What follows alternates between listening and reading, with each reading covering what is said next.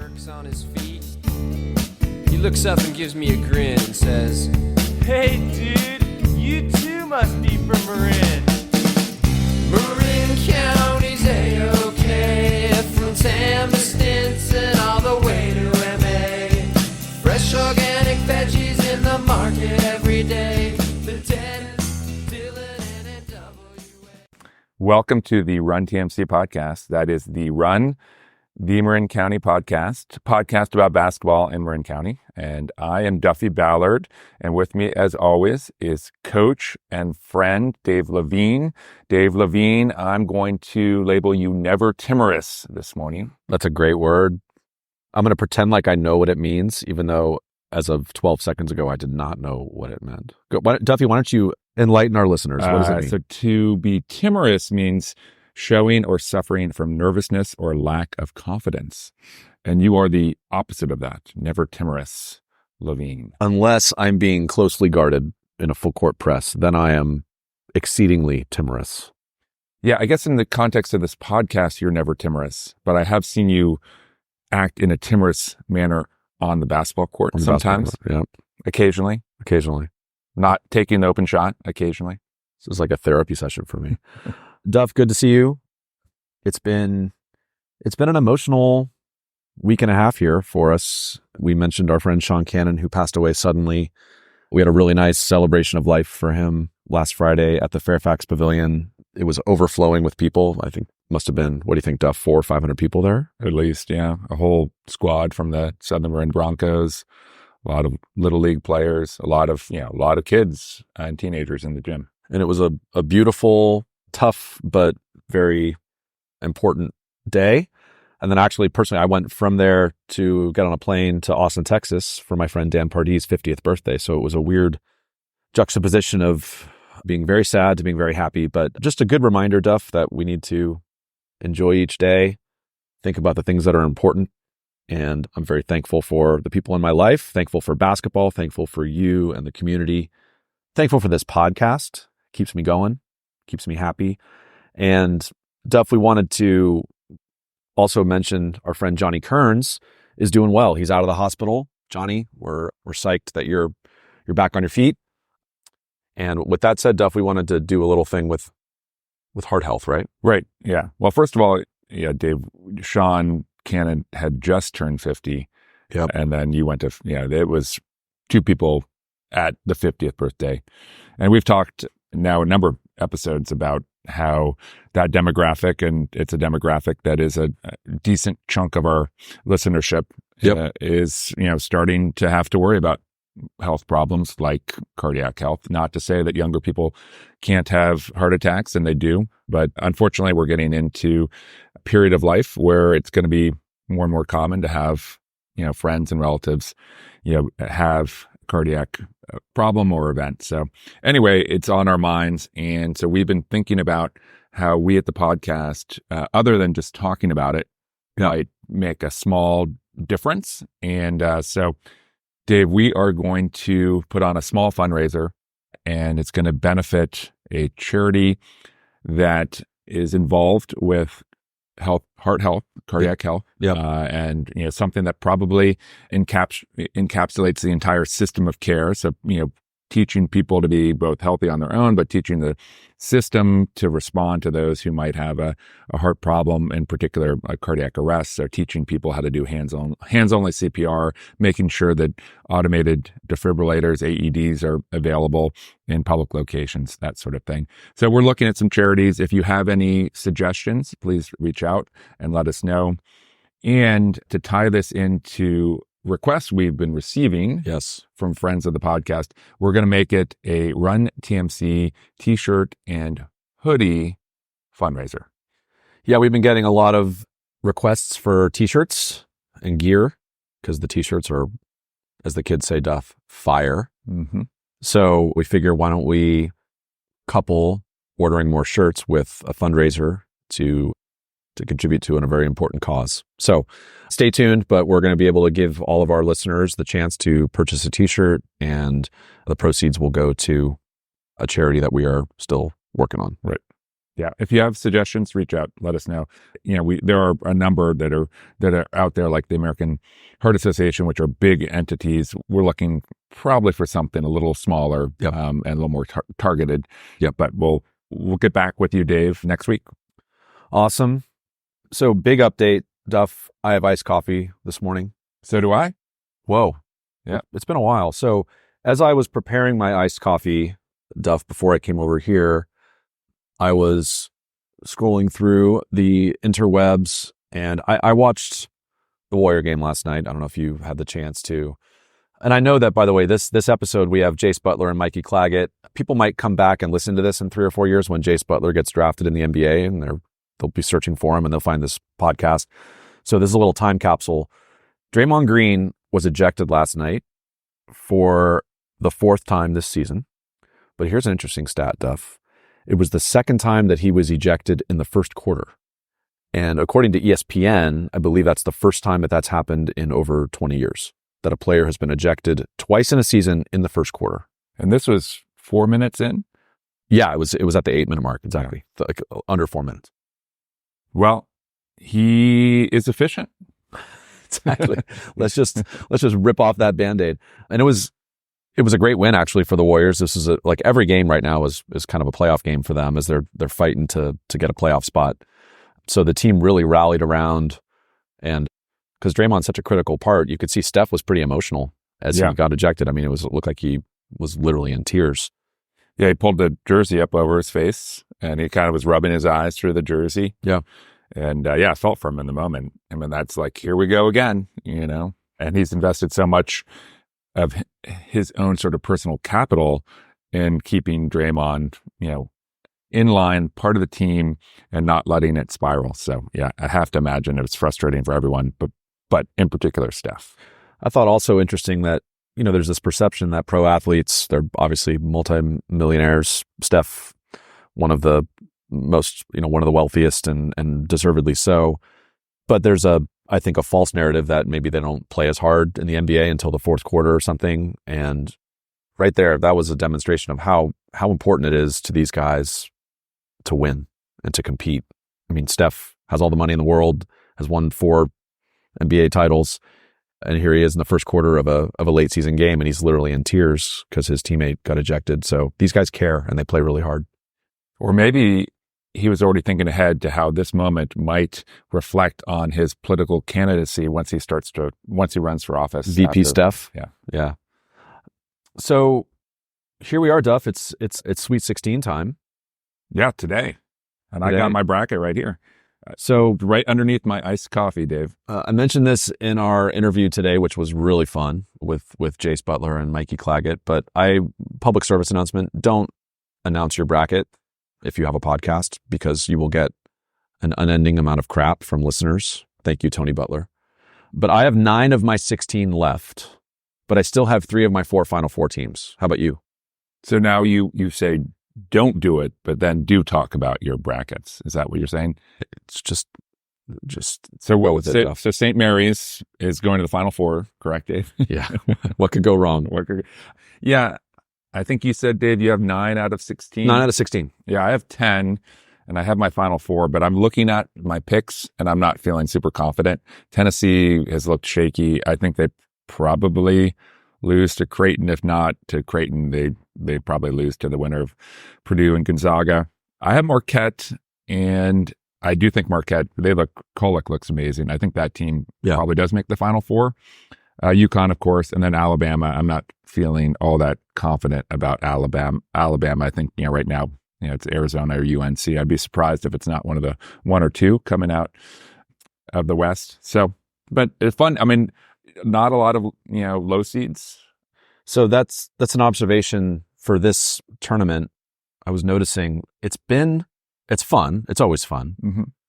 In relation to other years, this has been a pretty boring tournament. We haven't seen any real big upsets.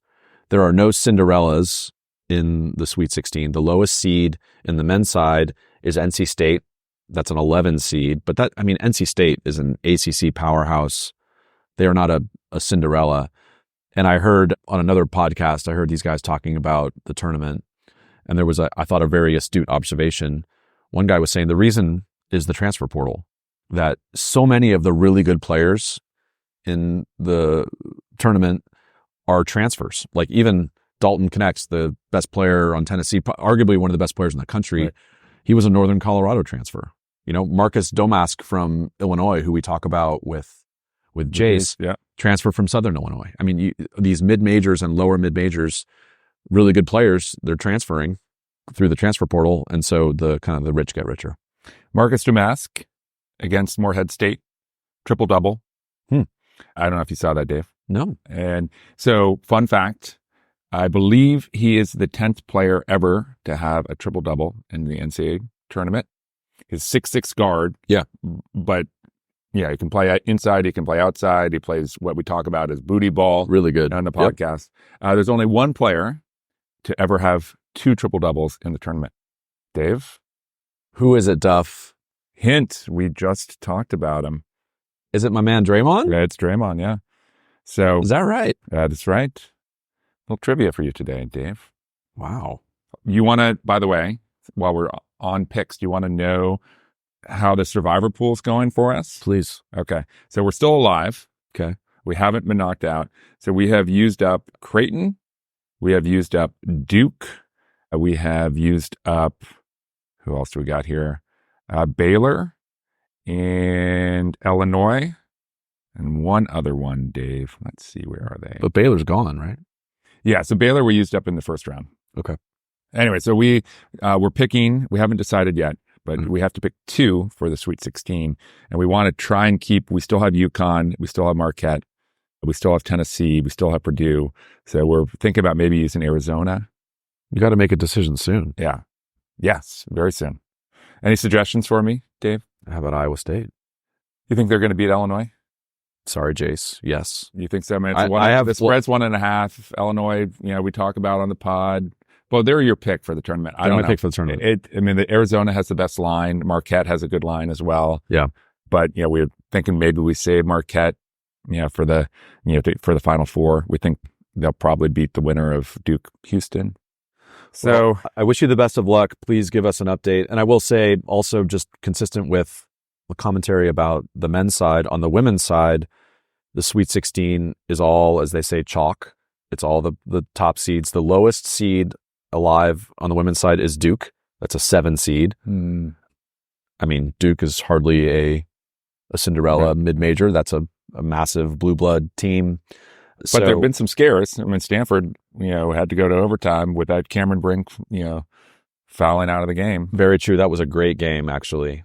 Really good. And Stanford had lost last year to Mississippi in the second round, the round of 32 at home. So you could see the whole team was a little bit tight coming down the stretch there. Time. Exactly. But they were able to step up and get that win. But so again, I think the transfer portal on the women's side, very active. The NIL specter in college hoops is having an impact as well. It's funneling players to the richer schools that have the bigger collectives. So the whole complexion of college hoops is changing. And, highly relevant, again, to the episode today, where we spend a lot of time with Jase talking about his decision to go to Illinois and what to expect. And we're excited for him. But just some interesting stuff going on. So good luck, Duffy, with your pick.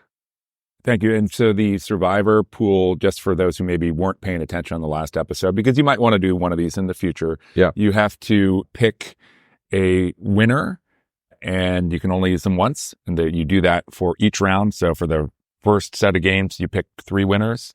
And so for example, we picked Baylor, and Baylor wins, and we move on, but we can't use Baylor again. And once you pick a team that doesn't win, you're out. So 1 strike and you're out. Unlike Draymond. Draymond gets a couple strikes. That's right. Maybe it's down to 1 strike now.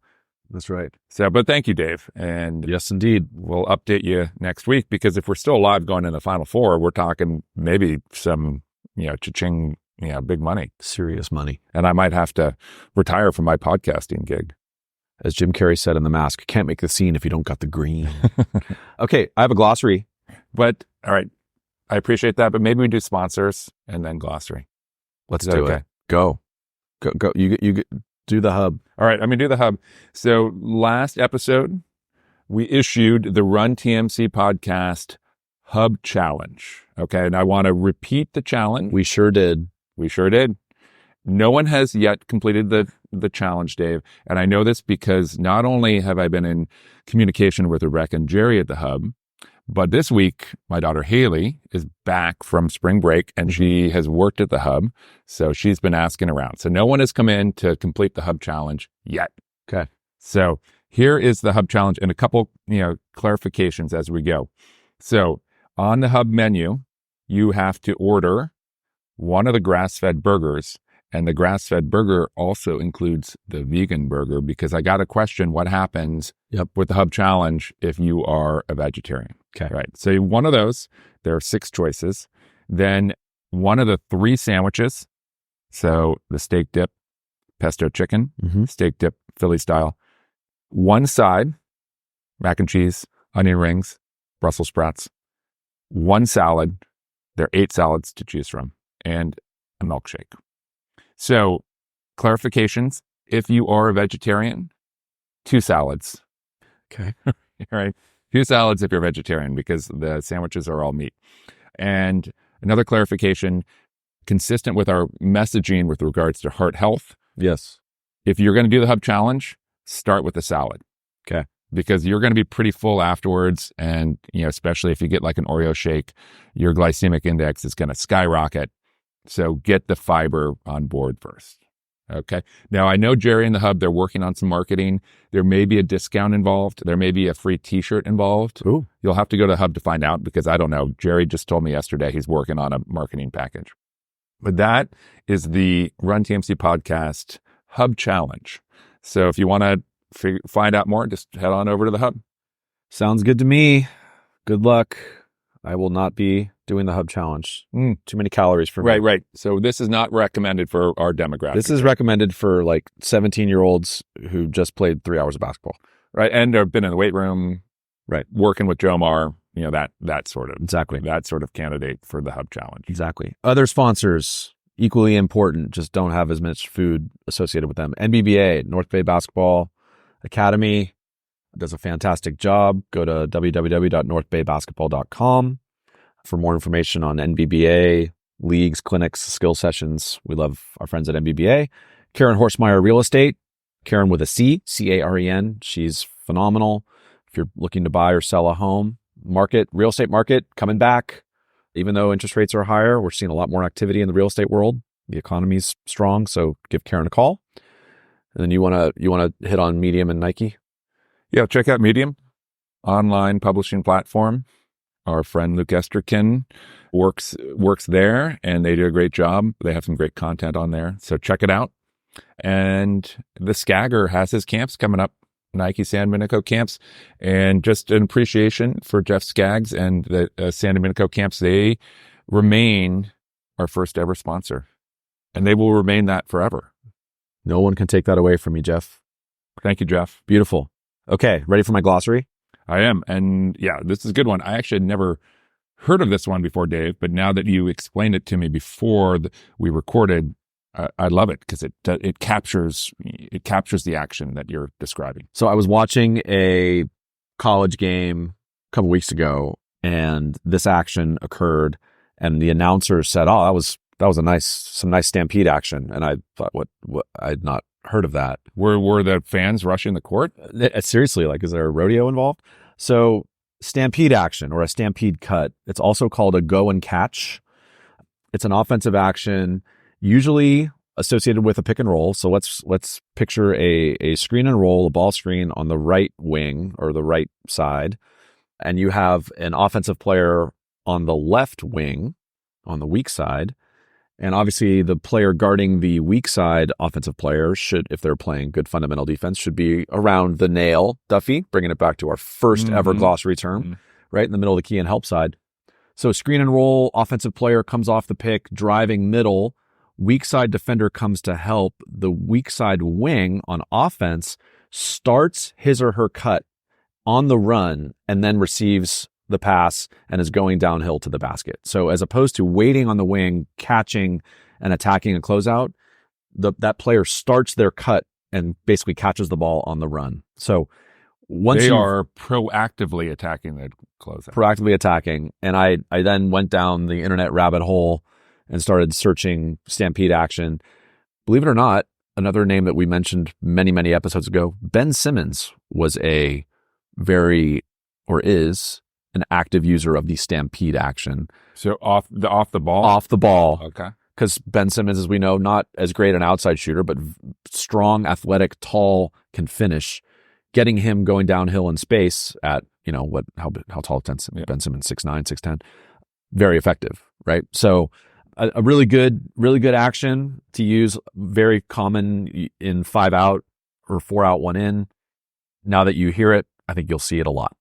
Yeah, and I'm thinking back, that my brother and I, back when we were younger and faster, in transition, we actually would do this quite a bit, like push ahead and, catch on the run at the 3-point line and attack.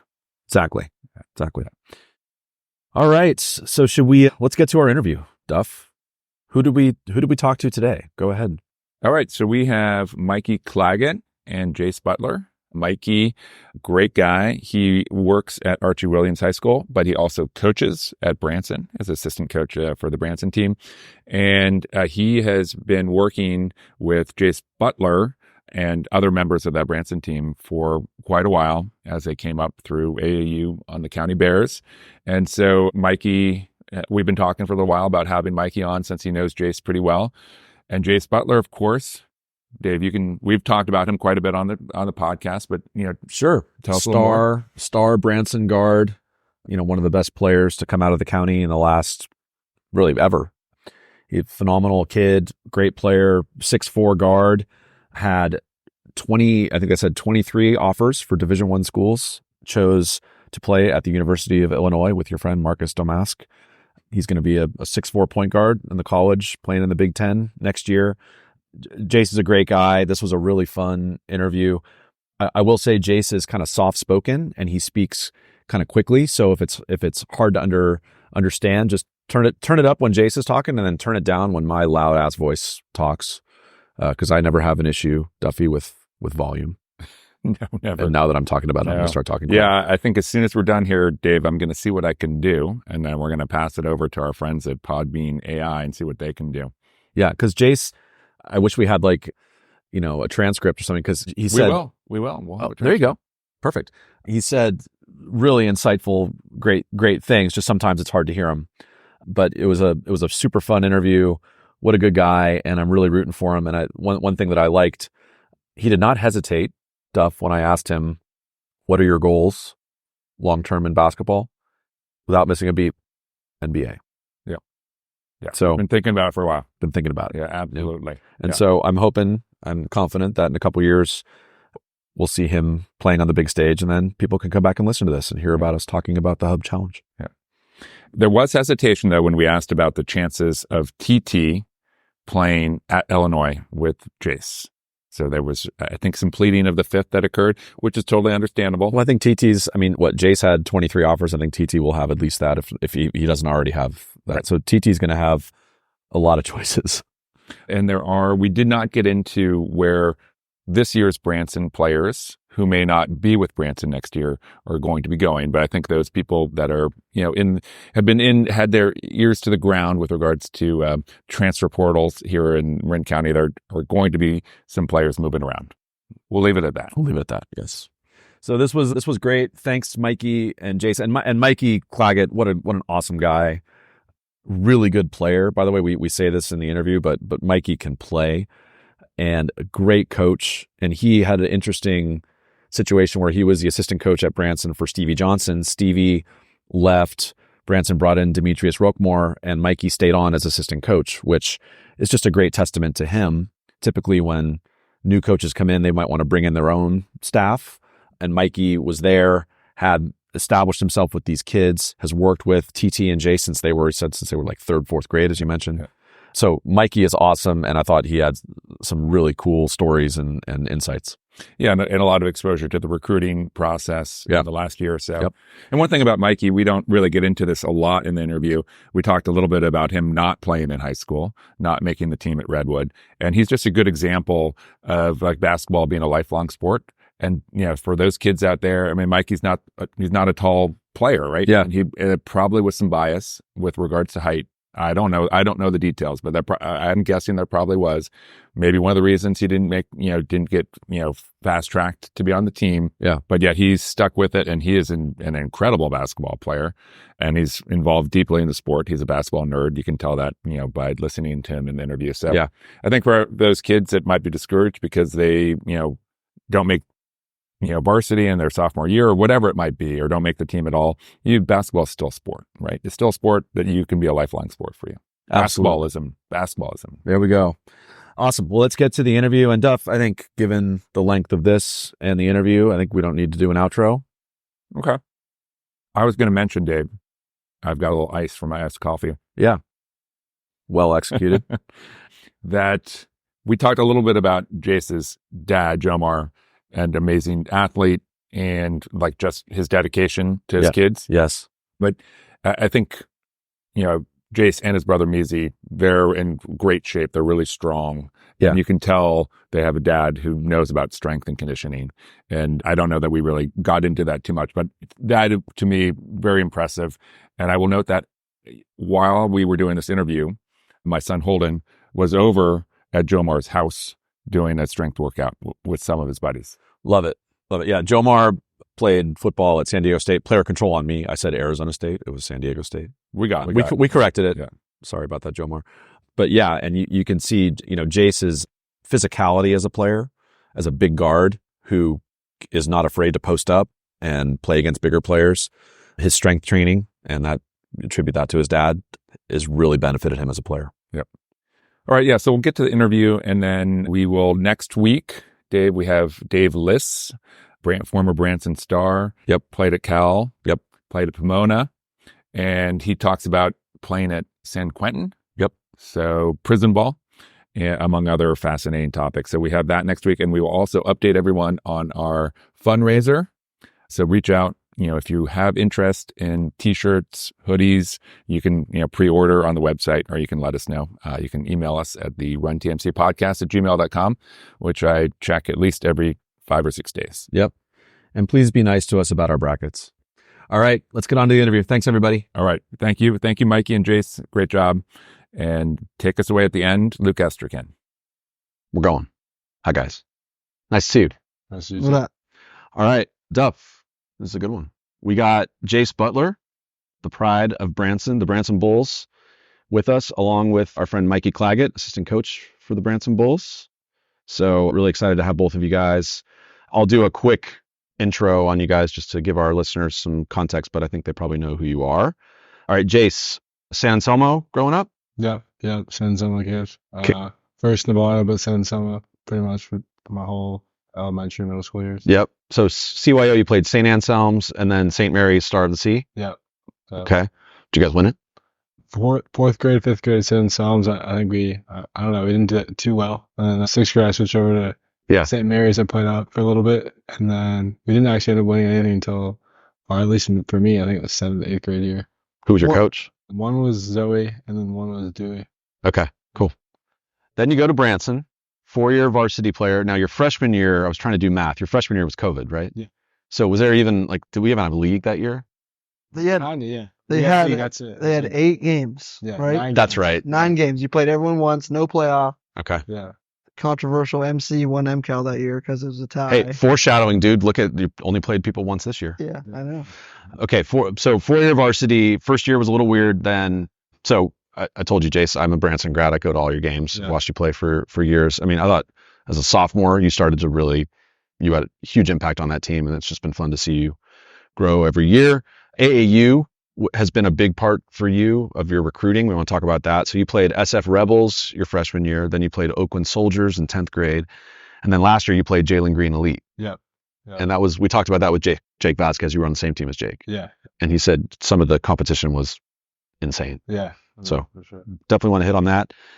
Duff, we'd be here for about 45 minutes if I was to rattle off all of Jase's accolades and awards. So let's just say he's really good. Sport of basketball, Dave. He's good at basketball. He was MCAL Player of the Year his junior year. He's been 3 times All-League at MCAL. He was a first team this year. He's all NorCal. He's in the top 100 in the country. And then most importantly, he has signed to play at the University of Illinois next year. So that's pretty exciting. Now, here's the downside, Jase. I went to Stanford. Okay. You turned my school down. Probably a good move. But I saw your buddy TT just got an offer there. Yeah, So that's cool. So that's cool. So I'm not mad. I'm just disappointed. Yeah. Okay. So thanks for joining us, Jase. All right, Mikey, CYO, St. Anthony's. I played, yeah, for Terry Ahern. Oh, dears. And then Mount Carmel. Yeah, once I moved to Marin City, we had Mount Carmel. Played 6th, 7th, and 8th grade for Mount Carmel. Okay. And then you played AAU. You played North Bay AAU. You were quick to point out that is not NBBA. It was a different. Don't get it twisted. Don't get it twisted. And then Southern Marin Lightning with Orlando Wiggins. Correct. Quentin and Marcus's dad. Correct. Now, we thought like we missed a text from you because you didn't mention playing in high school. You're a phenomenal player. I don't want to talk a lot about playing pickup against you, but you go by me like I'm standing still. Thank you. And you didn't play you went to Nope. Red Bull but didn't play. Dave, correction. He can go by you twice in one possession if you're standing still. So here's what makes me feel good though. One time after you went by me about 8 times in a game, I said through like I could barely breathe, but I said, "How old are you?" And you said 29, and I felt better because I'm in my late 40s, so I got 20 years on you, dude. But fantastic player. And then so in high school though, did you play club basketball? I played club, yeah, all 4 years. Southern Marin Lightning. 1 year was actually Marin Storm with Ramon Huff. I'm sure you guys know Ramon. Yep. Of I've course. been around him since I was a kid, but it was Lightning most of the years. I lived in Marin City. Okay. Practiced at the rec 2-3 days a week. Played a bunch of local tournaments. Reno was the big one every year. So here's a guy. I mean, we'll talk about this more with you, Mikey. But I mean, you've had a great basketball life, right? You've a really good player, great coach. You didn't play for your high school team. No, You've had a great for sure. life of basketball. So I like our listeners to hear interesting stories about basketball, and that's definitely one.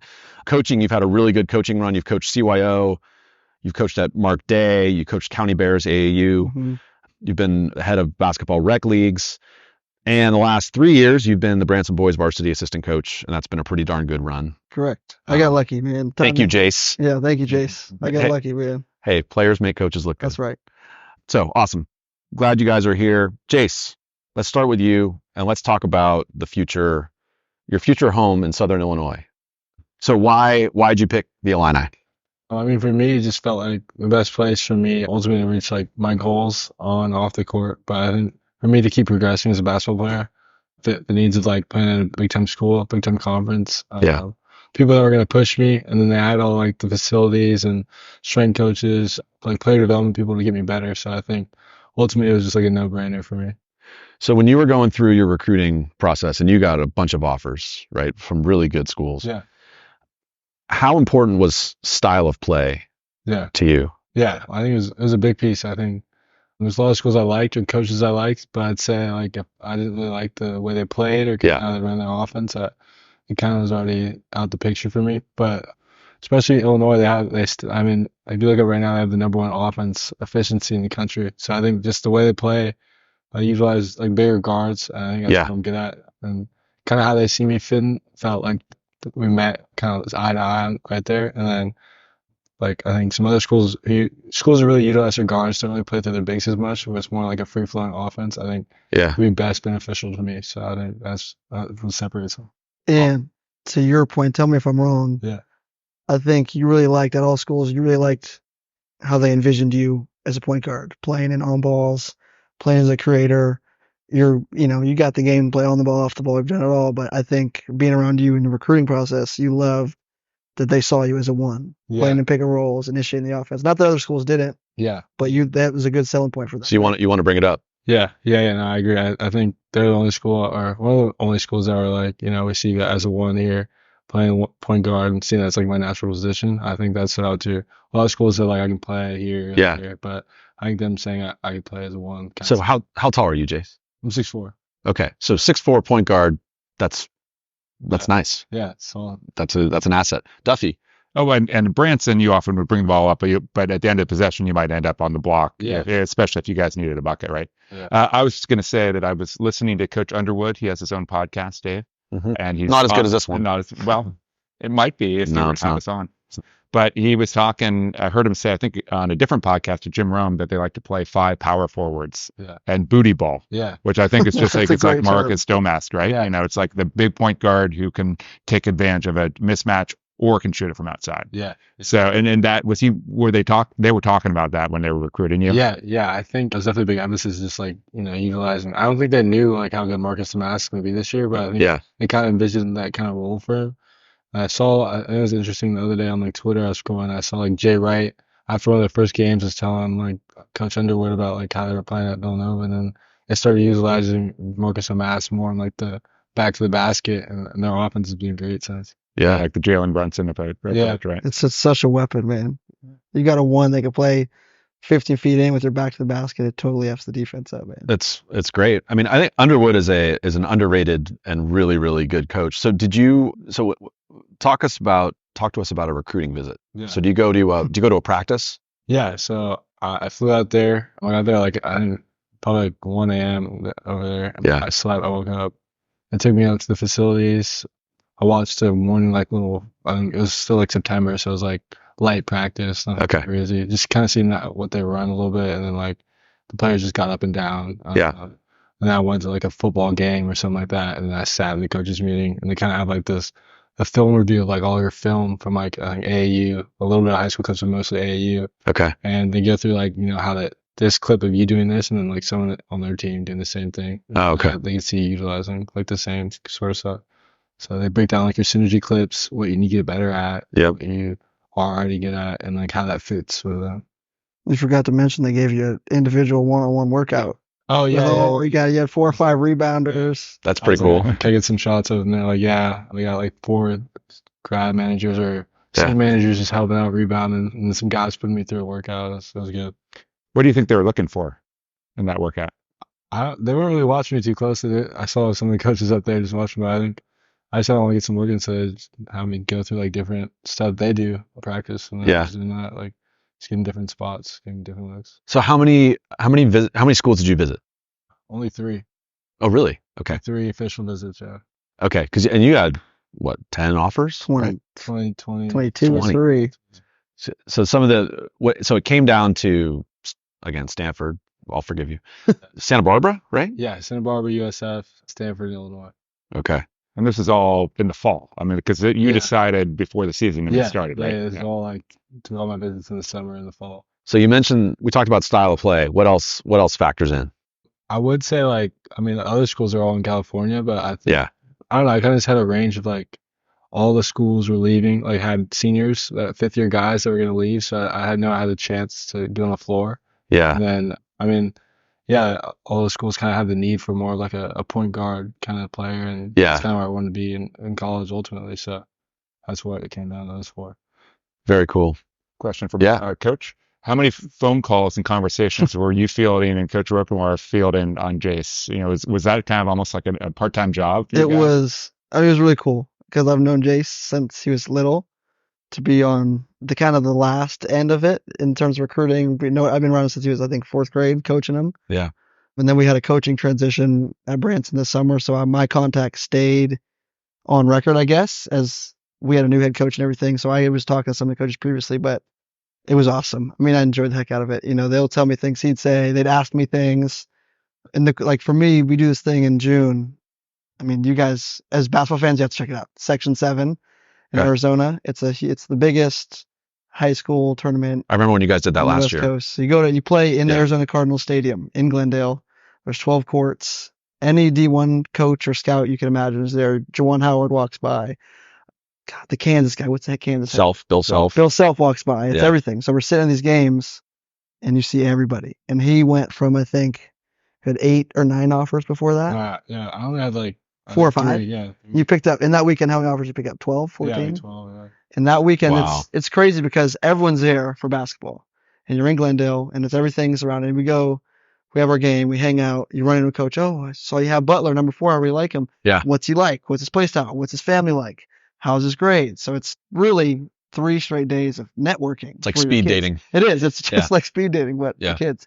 And random thing that sticks out to me about it, we go to dinner after, and there's coaches everywhere. And Drake University, who ended up offering them. Really, really good basketball program. They made the tournament this year. Sure.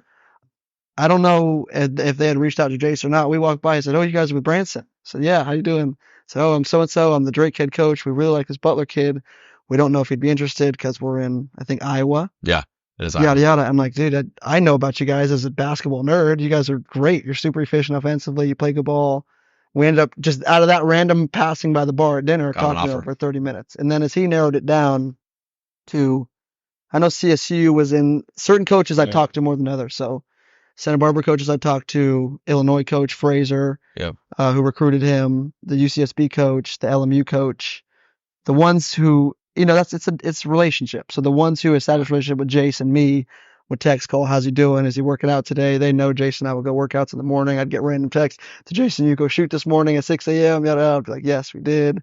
How's he doing? And I'd, on the reverse side, ask him, what do you guys think he needs to work on for this year's success and next year, to help me get better as a coach and for next guys coming up. So it definitely was more on the plate, but it was welcomed. I loved every part of it. That's really getting cool. to be on that side of it. I never sniffed getting recruited, but Yeah. to get to network with these guys and talk to them and, shake hands and just talk basketball. Some of them knew they didn't have much of a chance or they thought they didn't, but to get on the phone and talk basketball with these guys for 45 minutes or an hour was really special. That's really cool. Yeah.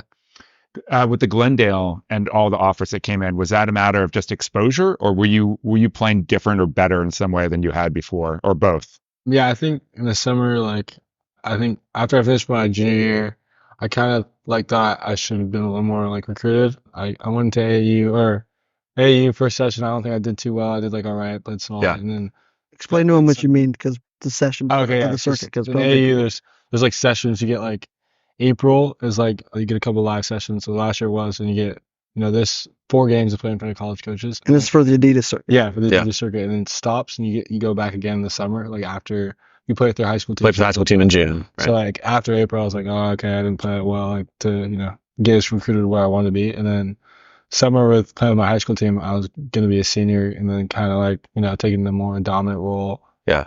Coach Demetrius and Mikey kind of let me have the ball in my hands and make a lot of play how I want, a lot more freedom. So Sure.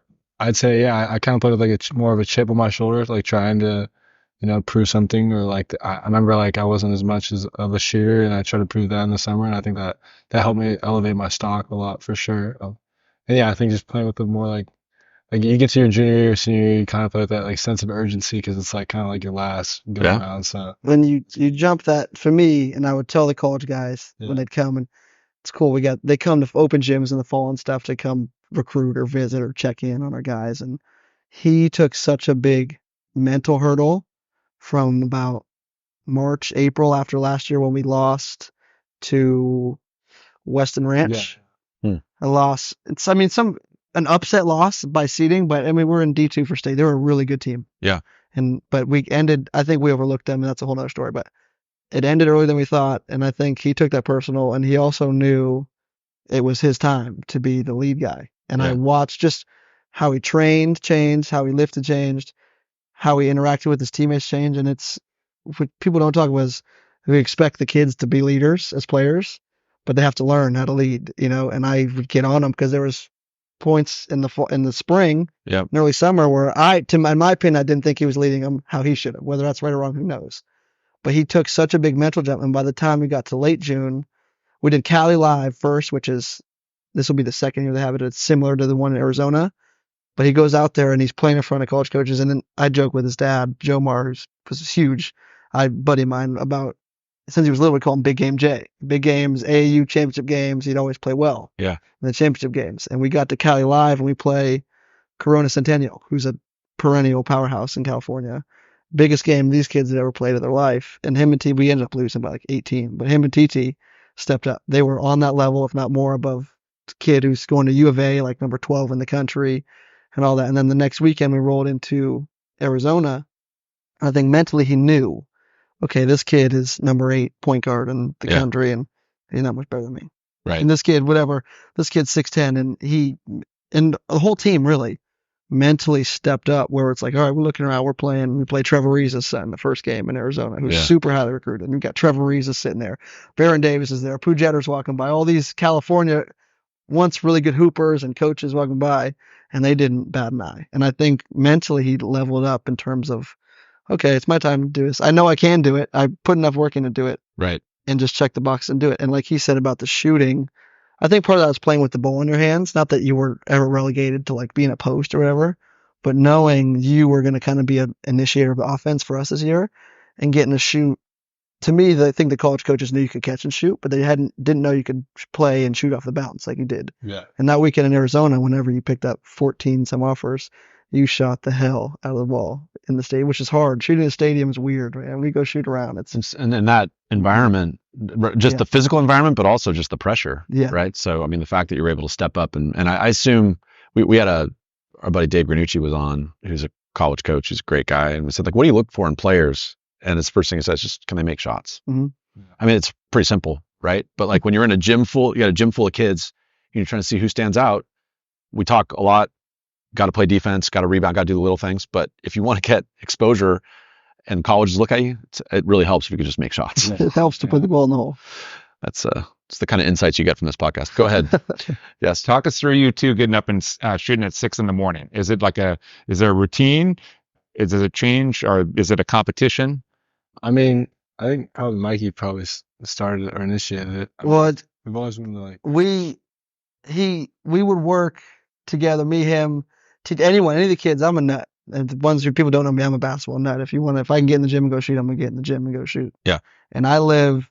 And Dave, by the way, when I arrived here today, we're at Archie Williams in an auxiliary classroom, but I found Mikey Clagett and Owen Bugas as only 2 people in the gym. Shout out to Owen, man. Shocker. 57.0, man. I don't know if that'll be done again in MCAL in my life. We had started going, and it's tough with work, right? They're in school, which is a job in its own, and I got a job. I got bills to pay, I got rent to pay. Sure. And it's like, can we work out? Can we go shoot? I'm like, well, I got this, this, and this, so I can go at 6 a.m. before work. And at first, I was like, I don't know, it's crazy. But like again, the mental part clicked, and it started last year. Where he'd be like, "Oh, come at 6," and then we get his younger brother Measy to come. Yep. And then it's contagious, the work ethic part. And now we got kids like Owen asked Mike, "Can I come shoot with you guys in the morning at 6?" So when we go normally, it's great. It started off as let's get on the shooting machine, easy, right? Yep. And I do skills training stuff and all that, but he has so much of that. For me, just get reps, get up, get shoot, shots up, work on 1-drill pull-ups, work on 2-drill pull-ups, work off catching on the move and finish, And then it leveled up like, okay. And as I began to talk to the college coaches in the spring and fall, Illinois, for example, we want him to work on pick and roll reads. All right, boom. We set up, put the chair down. Yep. Play, fade in, 1-drill pull up. Ice coverage, drop coverage, whatever they're doing. Yep. And then so we started to target different things going into the season. And then for me, what got hard is when I'd have different groups of kids. I'd have Jase and TT who can work on one level thing. And other kids, it's the level of talent, You got Dave and Duffy over here. You're like, all need right, to work on set shooting or just not traveling on the catch or footwork or drop steps. But it was great because it became contagious. There's points where we get 6, 7, 8 people in the gym, 6 to 7:30 in the morning, getting a full sweat, and then they go down the street, get breakfast, and come back to school. Yeah. And I think that's culturally, I think that was good for the program. That's awesome. There's something I say to my San Domenico girls all the time. I saw Chris Paul talking one time, and he was saying, just keep stacking days. Yeah. And I'd say that every practice. Let's stack another day, and that's awesome when your day is full. All right. So we're stacking a 6 a.m. day today. Yeah. And you start sleeping real good at night when you're waking up at 5:45. Yeah, absolutely. All right, Jase, I have a very important question for you. How are you going to deal with the winters in Southern Illinois? Yes, man. I'm not sure yet. I think a lot of people have been asking the same question, but I think, I'm just going to prepare for the worst. Layers. You'll be fine. Yeah. You'll be fine. I've been there. It's cold, yeah, but you'll be okay. All right. And what are you doing between now and when you step foot on campus as a freshman? Yeah, I just been lifting. My dad's like a strength trainer, so yeah, I lift in a lot of he does all the getting faster, stronger stuff. And then I've been working out with probably 3 different trainers now. Great. Going over to the East Bay Saturdays, Wednesdays, different days, getting different guys tuning up my stuff. This one guy he trains at Stojakovic, who's just at Stanford. Mm-hmm. I've been training with him. Transfer portal. Yeah. We may come back, who knows? But okay. We're working out. Yeah, I got in touch with one of the guys for AAU or something like that, but really just working out with as many different guys as possible and just getting fine tuning skills, I guess. So do you play? So what happens now? Do you play club basketball at all? No. Okay, that's done. Yeah, it's what is it? March, end of March. Yeah. Mm-hmm. Beginning right after I graduate, the day I graduate, the next day I fly out to Illinois.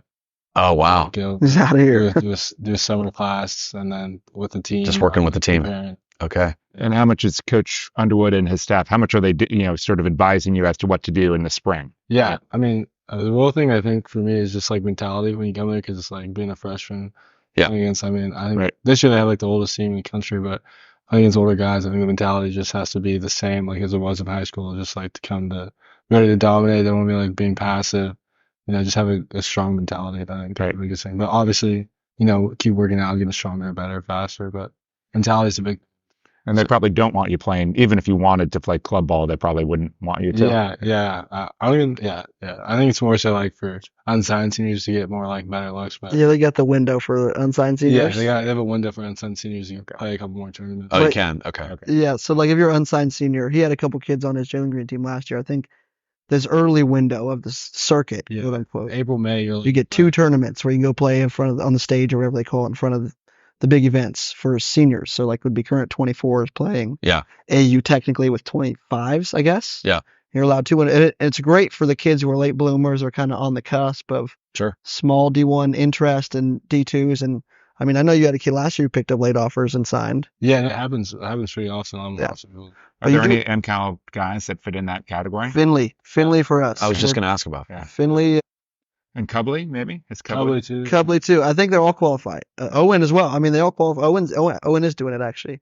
They all, and it's just exposure, everything exposure. And you guys, and this guy is part of kind of changing the tide of Marin. But Marin's never been looked at as a powerhouse for basketball ever.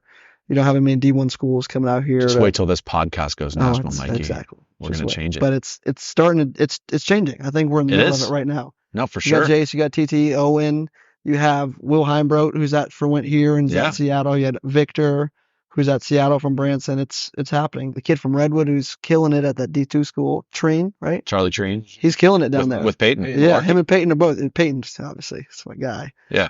It's changing, but it's hard. So when we can get these Marin kids, and I've been with Branson, but I'm Team Marin for anything. Sure. And when we can get these kids to go play with other counties and areas and show that we got a little bit of hoop talent here, I think it helps. And it's going to only get better with the younger generations. Jace, did they talk to you about NIL? I mean, I think it's definitely a conversation now, especially it's like an awkward one to have too. Yeah. But I mean, as far as NIL, it's just kind of like it is what it is, especially for freshmen, unless I'm like coming from the transfer portal, like a highly touted like guy who's already produced at the college level. Then I really get into specifics with you. Okay.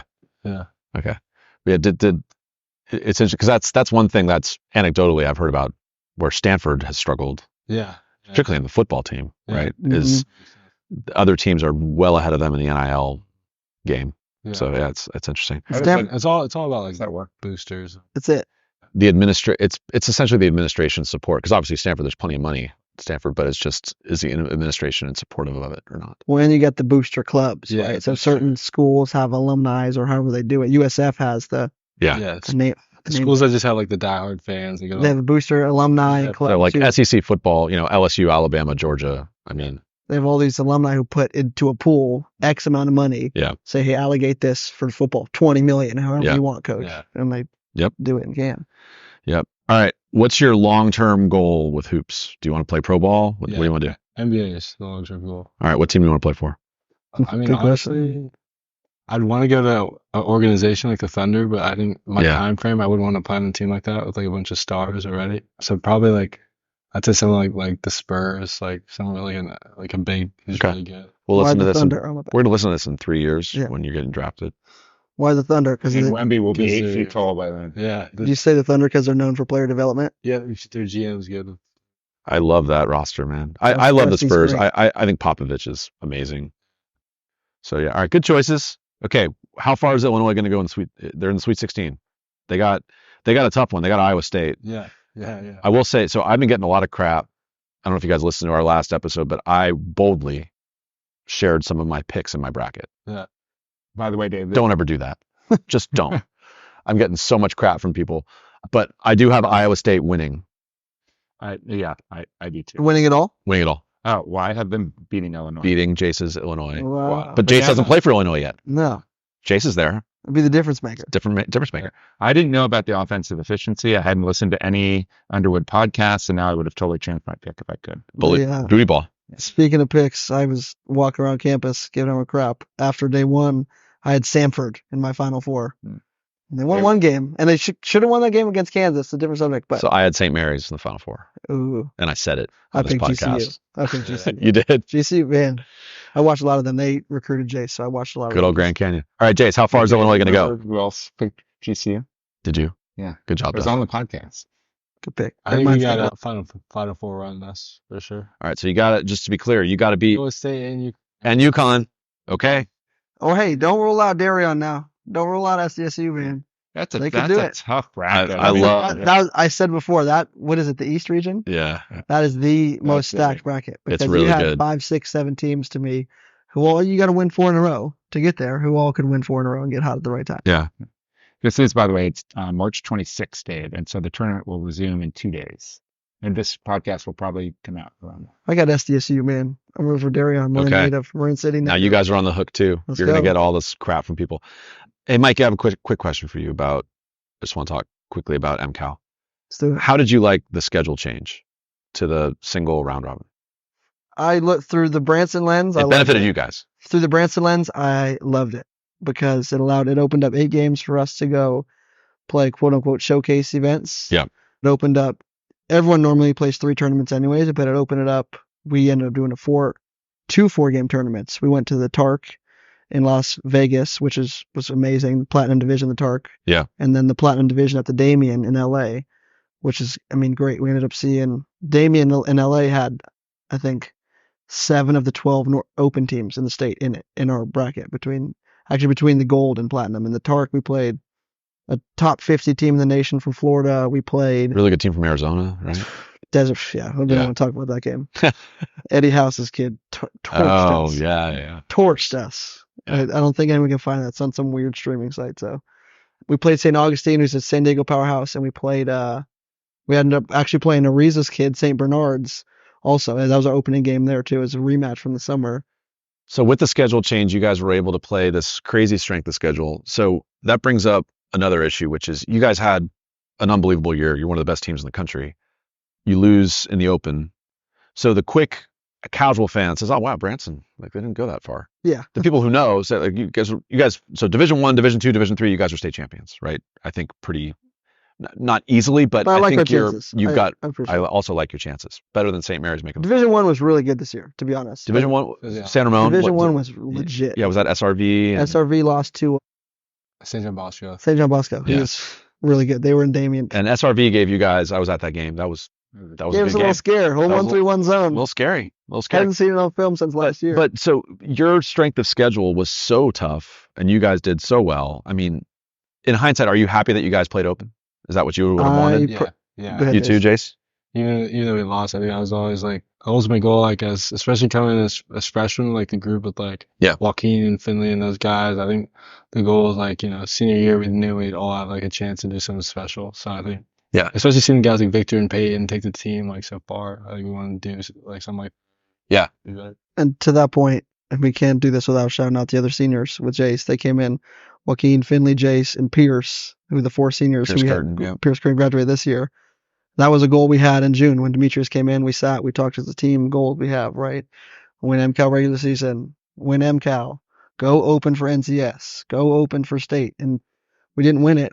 Everyone wants to win it. All 12 teams wanted and expected to win it. That's what makes it open. But to say we did it for the first time in MCAL history and North Bay history in general is something to hang our hat on. I'm proud of it. I know our guys worked their butts off to get there, and we came up short. And it had to. We lost to Clovis North by, I think, 1 or 2. That was It great. was one of those games where someone had to lose. Great game.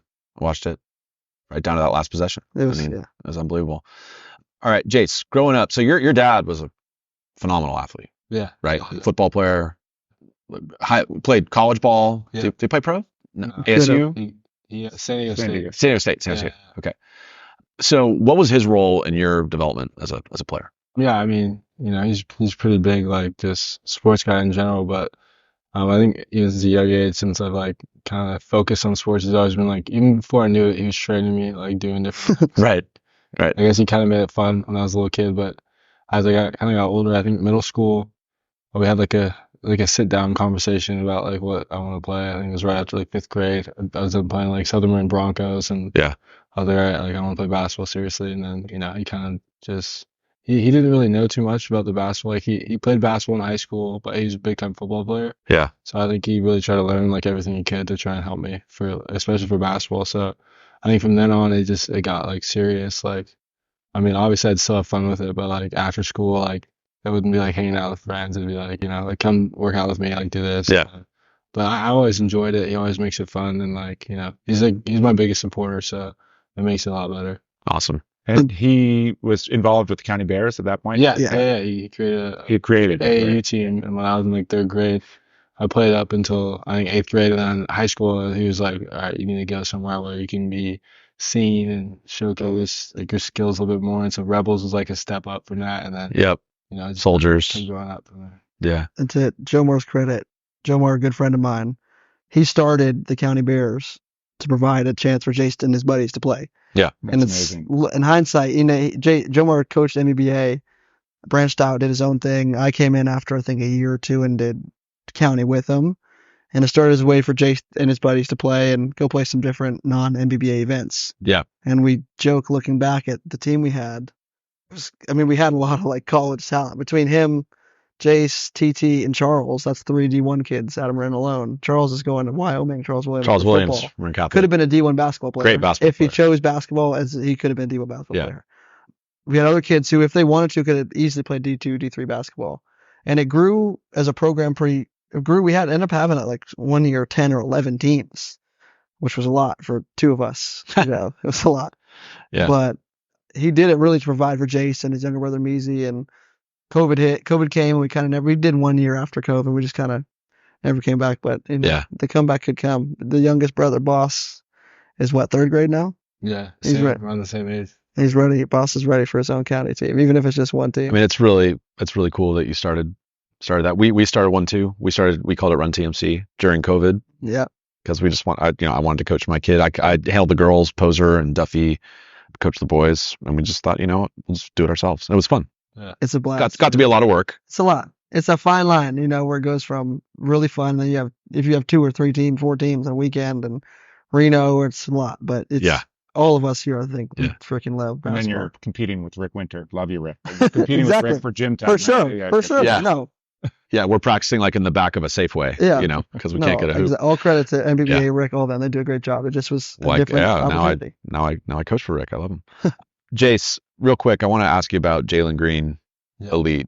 So what was that like for you when you hit that stage and you were playing on the top team, right? Is it the 3SSB? Yeah. So how did you stack up?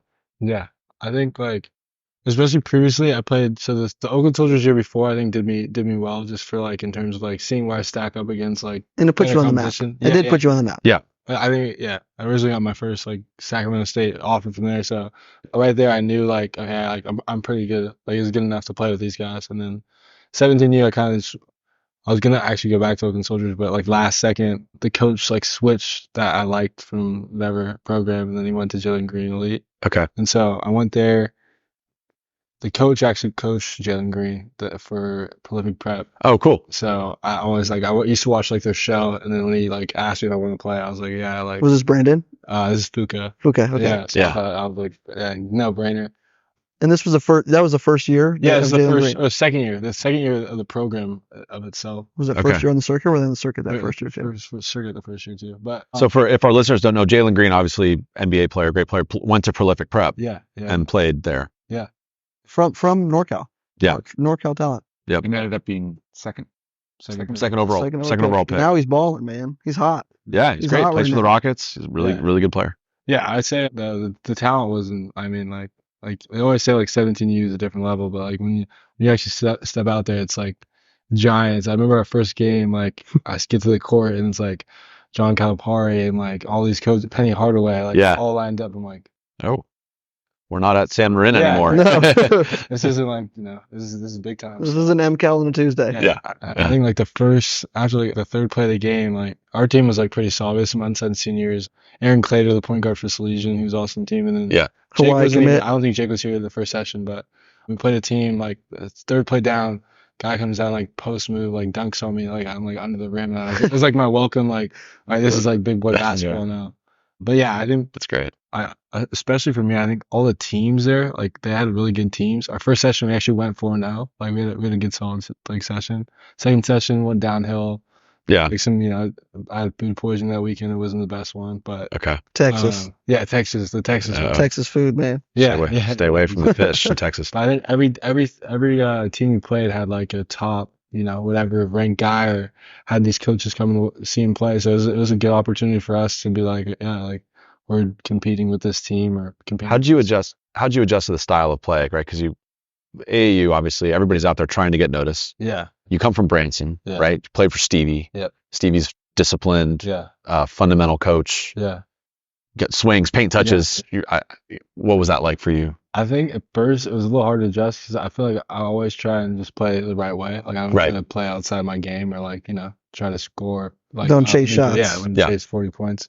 So I think at first I wasn't really, I think I was also part of like, I wasn't like, I was scoring like maybe 8 to 10 points, Okay. 3 or 4 assists, like just kind of doing normal stuff to like affect winning, I feel like. Yeah. And then I kind of had a realization or like a talk, like my coach was like, we need you to do like a little bit more. Like if these are your goals, you have to do like reach do a little bit more. So I think it was a hard adjustment, especially the first 2 sessions previous to the summer with Branson. Yeah. But I think the Branson like kind of AAU thing you do with your high school team, like kind of helped me build momentum. And then in July we came back. It's like the finals, like all the teams play each other. And then that's where I think I kind of made my jump of like, yeah, like I can score like some 20-point games here and there like against these guys. And that's why I think kind of helped me pick up more like, like high major interests or like coaches that, wanted to see a little bit more. One thing Yeah. I remember texting Jase, talking to his dad, his mom. Shout out to Shannon too. We talked about her. Shannon takes a village. His mom is great in the whole Yes, thing too. totally. But talking to Jase, texting him while he's at these tournaments, reaching out, how's it going? I'm trying to watch the games I can that are on stream. And this might have been your sophomore year. Correct me if I'm wrong. But I remember one time, like, what's the difference? How's it look? Isn't that? I said, it's fine, but the bigs are big and they can jump. Like Yeah. the difference was the bigs, right? So you play Marin and the schedule we would have in high school and even, playing Rebels is different. You go to EYBL, top Nike circuit and then 3SSB. The other teams have 2 or 3, 6'7", 6'8", 6'9", 6'10", 6'11" guys who could jump and catch and finish and want to block everything. And I remember texting them, Yeah. or maybe it was in person, but talking to them was like, man, the difference is the bigs. The Yeah. guard plays fine. Guards are really good. Everyone can kind of shoot at a higher clip, but adjusting to the bigs and having bigs on you. And there was a guy this summer, I remember, I've never seen anyone guard Jase better. I still give him crap to this. Yeah. A guy who played over the summer, adjusting to a 6'8", 6'9" guy who can move his feet like It's tough it's to get a 6'2" shot off, guard. right? It's tough. It's tough. It's tough. But he learned from it, and that's part of the process for a player trying to play at that level is he learned from it, and we got experience playing other guys like that, and he learned, some matchups are speed matchups, some are strength, some are size, some are Right. quickness, and you just kind of learn to pick and choose where to go. But I remember him saying that the size and athletic ability was a major hurdle at first. Yeah, no, you touched on it for sure. I think like you go from like playing Marin like around here, and usually sometimes I feel like I'm a big guy. Yeah. You are in Marin normally. Yeah, You're a big guy. Yeah. And I But, go out there, I'm like, wow, like I'm walking around like I'm really short. I've never Welcome felt to this my short in life. And, Yeah. You're playing guys and like guys are just like so athletic and like Yeah. it's a lot tougher, especially to adjust for it. I feel like it's gonna be the That's- same thing in college. It's just like a new adjustment. Well, now you're a point guard. By the way, that's how Mikey feels when he plays me. Yeah, It's for like, sure. wow, I this feel guy like is so everyone. big and athletic. All right. We got a few minutes left. Real quick, discuss playing with your pal TT. Yeah. I mean, you guys have been so fun to watch these last couple of years. Yeah, I mean, it's been special. Like, it's kind of like what you dream of as like a little kid you play with. Like, we've been playing each other since like 3rd or 4th grade. Yeah. He was on the same County Bears team that Mikey coached. And right now we finished our high school seasons like together with Mikey again. Like, it's kind of just it's so unique. Like, we know each other so well. Yeah. Like, I don't even have to say anything to him, and I know what he's thinking in practice. And I think just going against each other is like made us better. Like, It was great. You couldn't have written like a better script. Practices must be. If the walls could talk, man. Yeah. As a fan, as a fan of basketball, as a coach, I love watching you guys play because you're obviously very athletic and talented, but you just play the game the right way. You're fundamental. I love your footwork. Come to a 2-foot jump stop. You guys are always making the extra pass. You're extremely unselfish. It's really a joy to watch you guys play. It's been super fun. It's very smooth. Everything is very smooth. Right? Yeah, it's just Fluidity of ball movement, fluidity of man movement. totally. And you said it really well. Like, you don't chase shots. Yeah. And that's really true. You guys, you always seem to find the right guy. You make that one more pass. I think it's like a Branson. Jonas was yelling at me one more Great. 25 years ago. I think he broke some of those bad habits, especially For sure. when I was a freshman. Like, we still had full-on practices where Jonas would like flip out, and then Stevie the same thing, take that over after that. And Yeah. even this year, like I know Mikey's picked on some of the same stuff. So I think it's like the Branson. I think that's like why I came to Branson, like the philosophy of like, the team over like personal success. You could attest this. I'm sure it was around in your Branson days, and I was not coaching Branson Jase's freshman year, coming every game I could to watch and support him and Joaquin, all the guys, just watch MCAL basketball. And Jase would catch the ball from the right side of the floor or left, so from one side, and end up going back to it. Yeah. And watching his sophomore year too. Coaches freak out because he'd never been told catch, go away from it, swing, go rip and go away from exactly. it. Either swing it or drive away, shift the defense. Yeah. And he's talking about breaking habits. It was funny. And now watching him as a senior get on the freshmen and sophomores, it's full circle. It's hilarious to me. I'd laugh at him in practice. I was like, look who's telling people now, Very satisfying. All right. Go, Duff. Question for Coach on TT. What are the chances he ends up at Illinois? Now, he's not a power forward, but you can take the Fifth Amendment if you like, but any chance we'll see them playing together in college. I'll plead the Fifth. All right. I'll plead the Fifth. I think they're good friends, and like just basketball coach wise, they're so compatible playing together.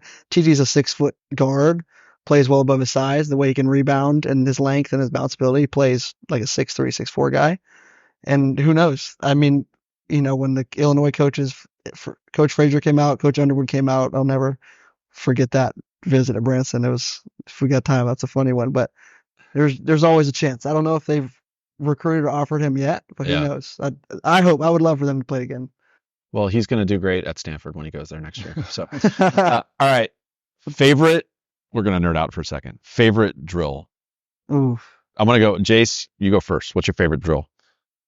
Probably, I would say like I have like a love-hate relationship with this, but like probably two-man passing. Cause like I get partnered with that with like Finley. Yes. There's someone else that's like kind of a pest, and we kind of just make the guy turn it over like again, and we have to keep redoing the drill. It's like a fun like adrenaline rush during practice. So that's a classic Jonas drill. That in high school, 2-on-2 passing. 45 seconds or a minute? How long are you in the? Or it's basically like 5 passes, and then the fifth or sixth pass you pass it up half court, but you have to get like. Oh, you're talking the full court version. Yeah, the full court version. Full court version. Yeah. The freshman version. Okay. Yeah. No, that one, the half court one is a little more like handsy.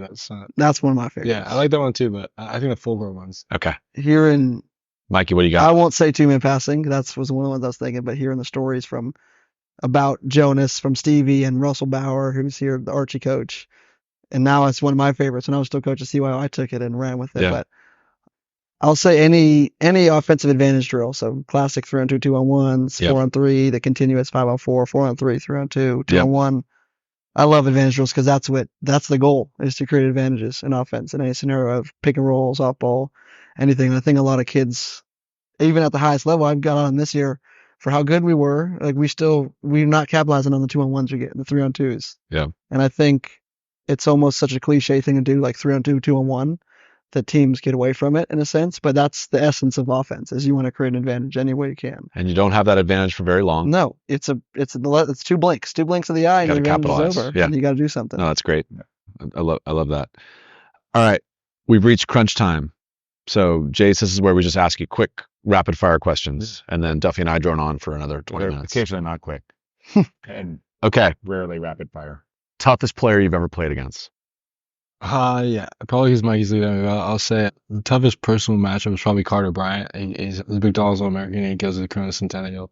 Okay. We played him in the summer. He gave me like one of my tougher matchups. But I think this year we played, in the actual season, we played a lot of guys that have like That's personal 40-point performances like against us that are just like, I mean, like at some point there's nothing we can do that. Especially the house kid we're talking about, he's like a sophomore. Yeah. But like one of the best shooting performances I've ever seen. I've never seen a child shoot like that. Like all step back, tough fadeaways, but either House or Bryant probably. Where's Eddie House's kid? Right? Yeah. Where's Carter Bryant going to school? Do you know? He's going to U of A. Okay. Yeah, he's always been he's like a 6'8", like lengthy wing that You know, He's kinda- it's an NBA body, like a legitimate NBA body. Yeah. He's Yeah. Aaron Gordon-ish in terms of body style. And I watched Aaron Gordon at Midi. Yeah. So, you know, he's a big in high school, and he's going to go play the 3-4 hybrid like everyone wants.